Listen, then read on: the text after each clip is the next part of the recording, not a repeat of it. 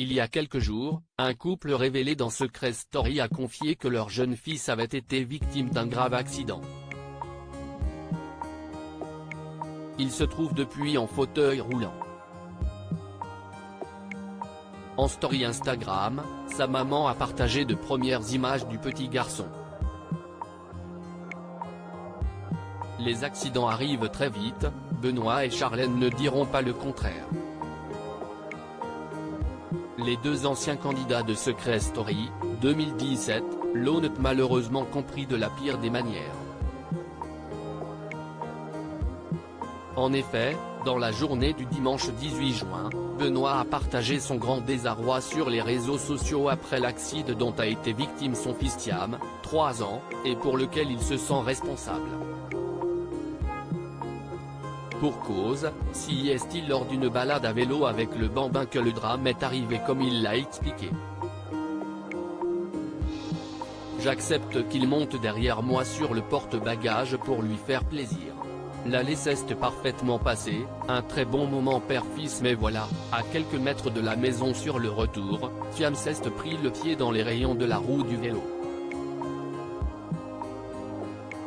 En 2A, c'était le drame, l'accident, avait-il détaillé à sa communauté Instagram. Et de regretter, Charlène m'avait mis en garde mais, pour le plaisir de mon fils, j'ai cédé, forcément, je m'en veux beaucoup aujourd'hui. Il faut dire que Thiam ne s'en est pas sorti sans séquelles. Le petit garçon a hérité de 45 jours de plâtre pour soigner une fracture du tibia. Une longue période durant laquelle il devra se déplacer en fauteuil roulant. D'abord défaits par la nouvelle, les parents qui se préparent à accueillir leur second enfant avaient réussi à retrouver le sourire mercredi 21 juin. Le jour de la fête de la musique, Benoît et Charlène ont opéré une sympathique sortie avec Thiam, installé dans son fauteuil.